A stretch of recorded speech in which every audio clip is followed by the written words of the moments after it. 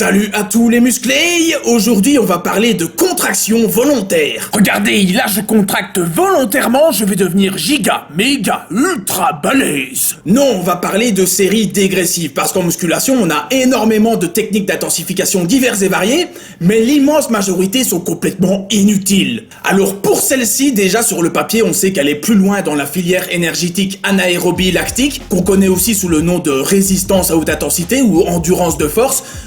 Ça permet de maximiser les gains de masse musculaire. Alors on a quand même quelques travaux qui ont prouvé son efficacité, mais bon, il n'y a pas besoin d'être un génie pour savoir qu'augmenter raisonnablement le volume de son entraînement permet de maximiser les gains de muscles, puisque la plupart des gens s'entraînent assez peu et de façon pas très intensive. Merci les smartphones et la 4G. Alors bien évidemment, avec cette technique, je ne peux pas te garantir de devenir le plus musclé et le plus balèze, puisque bon, ça va augmenter tes gains d'admettons 1 à 2 à 3%.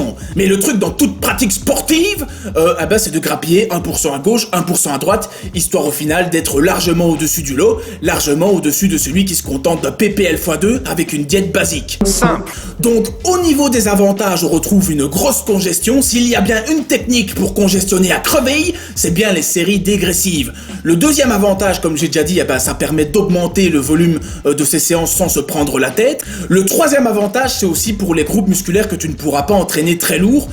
Par exemple, la plupart des gens vont se disloquer un bras avant d'arriver à 20 kg par bras aux élévations latérales.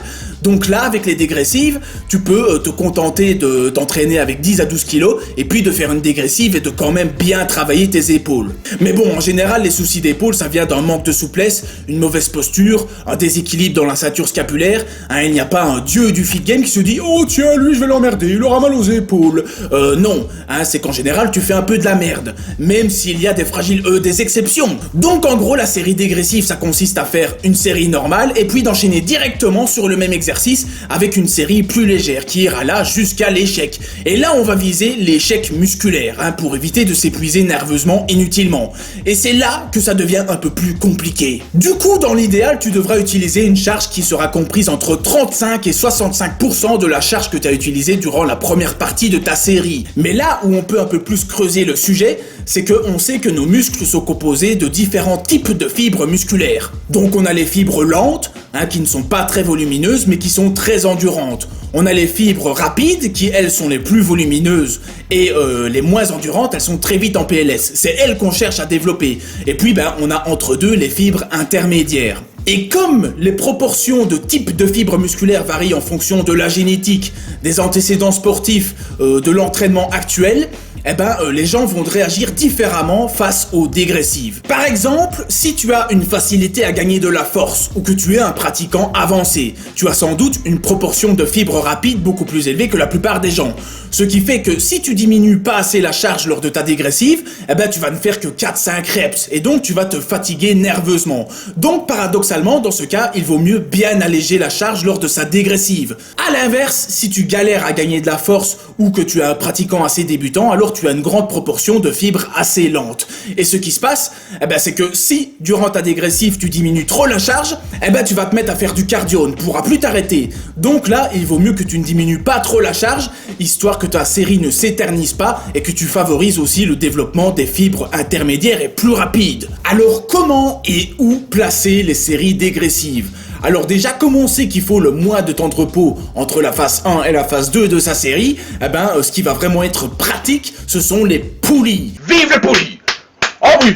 Oh là là, les poulies! Les machines qu'on peut régler comme des poulies et les haltères. Bon, il faut que tu mobilises le rack pour toi tout seul, il vaut mieux pas s'entraîner dans un basic fit. Basique. Voilà, pour les charges libres sur des barres ou les machines qu'on charge avec des plaques de 20 kg, c'est tout de suite moins pratique, ou alors il faut être chaud patate comme un pit stop de Formule 1. De toute façon, sur les gros exercices comme le squat, le deadlift, le soulevé de terre, faire des séries dégressives ne sera pas très productif, puisqu'on va mobiliser beaucoup de groupes musculaires sur ces exercices, et donc on va être très vite épuisé.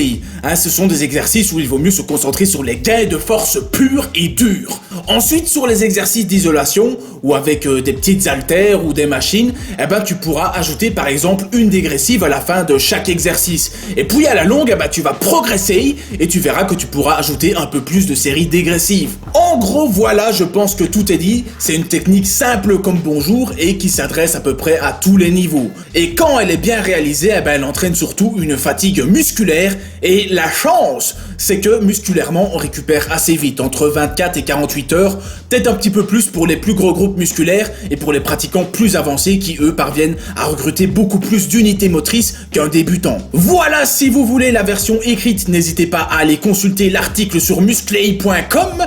Le site a bientôt 1 an, on est plus de 2000 membres, donc merci à tous. On a un petit forum avec des membres bien calés, normal ils regardent mes vidéos. Donc si jamais vous avez besoin d'un petit coup de main ou quoi, n'hésitez pas à venir nous voir. N'oubliez pas les codes anabolique Musclay pour anabolique supplément et Jean Honche pour Warrior Gear.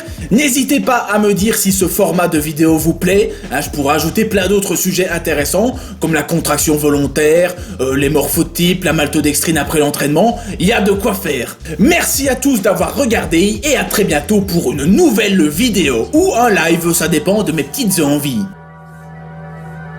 Vas-y, contracte, contracte, contracte.